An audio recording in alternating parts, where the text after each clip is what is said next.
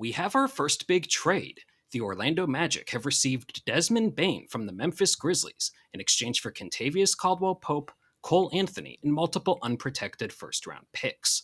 While the asking price is steep, I'm going to take a deeper dive into why Bane looks like a great fit given what he will bring to the Magic's young core. While the Magic have promising young stars in Paolo, Banchero, and Franz Wagner, the roster while the two have played together has lacked shooting.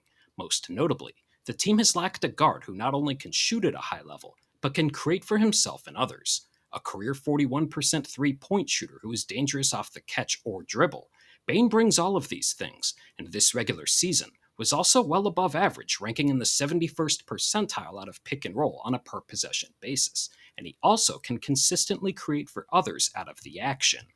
Bane here is bringing the ball up off a rebound and is defended by Dillon Brooks, though you see Zach Edey is getting ready to set a screen on Brooks with 19 seconds left on the shot clock. The Magic played at one of the league's slowest paces this regular season, so Bane being able to get into this action quickly is noteworthy. Desmond gets downhill, and while Brooks works through the screen, he now has Alperen Sengun in front of him defending the ball. The center is sticking with him, but Bane creates space with the shot fake, and this quick pick and roll leads to a layup. Bane here gets the sideline out of bounds pass and is defended by Trey Murphy at the top of the key as Jaren Jackson Jr. comes over to set a screen.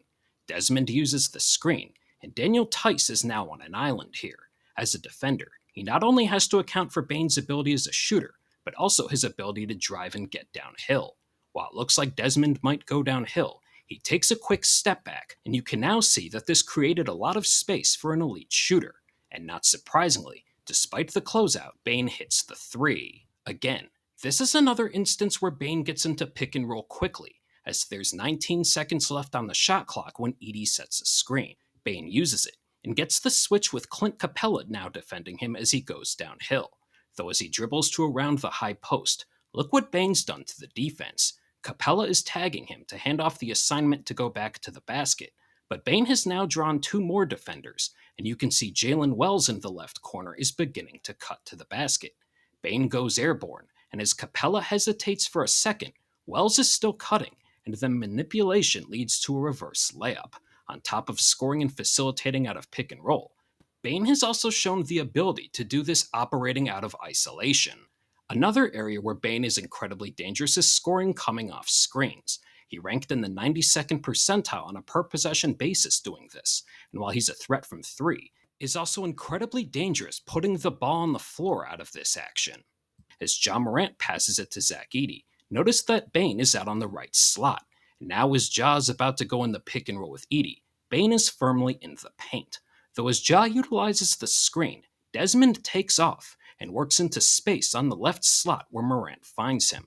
Bane decisively gets downhill, and while Jose Alvarado comes over to help, the 26-year-old works through it and shows great touch on the floater. Ja Morant brings it up, and as he's about to pass, you see Bane is working to the left corner. Jay Huff attacks the closeout, and while Bane doesn't use a screen here, this is going to show his ability to move without the ball. As Huff passes it back to Ja, you see Bane is on the move, and he starts sprinting to the right corner. Morant finds him, and now with the defender having to rush and close out on a 40% three-point shooter, Bane could create an advantage attacking. That's what he does, as he drives by Martin, and Mark Williams rotates to help, and as LaMelo Ball is watching the ball, Jalen Wells is cutting from the left corner. Bane again finds him, and it leads to an easy dunk. One thing the Magic have built under head coach Jamal Mosley is a defensive identity, and Bane is a player who not only packs an offensive punch, but has shown he competes on the defensive end as well. While he doesn't have ideal length, Bane is very strong and can hold his own defending in the post, and also fared well on isolation possessions this year. Bane here is defending one of the league's more dynamic guards in Donovan Mitchell in isolation. While Mitchell tries lulling him to sleep and driving with his left, Bane shuts it down. Now as Donovan tries going to his right, time is winding down on the shot clock, and as Mitchell goes into the free throw line jumper, notice that Jaren Jackson has rotated to help on the contest. This is noteworthy given the length the Magic have to offer to complement Bane, and the shot resulted in a miss. The guard has also shown the instincts where he can be dangerous playing passing lanes, and with a strong defensive supporting cast around him, This is an area Desmond can continue to make an impact with the Magic. As Denny Avdia goes into pick and roll, Bane is out on the left wing defending Shaden Sharp. Though as Avdia utilizes the screen, you can see his defender is working back to defend the ball, and Jay Huff is staying in front of Denny. As a result, you can see Bane is starting to rotate to Donovan Clingan. Avdia goes up, and with Huff right there, he'd think a wraparound pass to his rolling center could result in an easy basket. Instead, Bane is right there, and it leads to a steal. This is against Bane's new team, and on the sideline out of bounds play, he's defending Kentavious Caldwell-Pope. As Franz Wagner gets the ball, he's in the paint with two defenders surrounding him, and you can see Wendell Carter is starting to cut to the basket. Bane is looking at the ball initially, but quickly rotates to Wendell as Franz drops it off to him.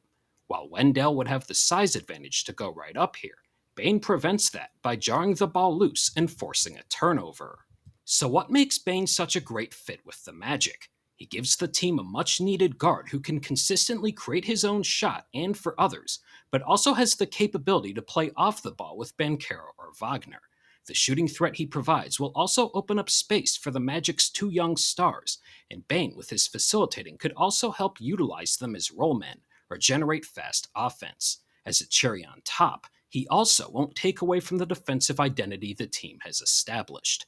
The price might seem steep, but with Paolo and Franz emerging as young all-star caliber players ready to win now, the Magic had to make a splash. Getting someone of Bane's caliber who is under contract for the next 4 years for what should be his prime and also fills a lot of needs certainly helps.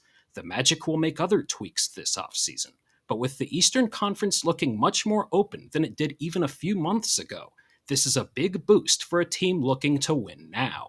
If you made it this far, thank you, and if you enjoyed the video, make sure to like and subscribe to stay up to date on my in-depth analysis throughout the 2025 NBA playoffs.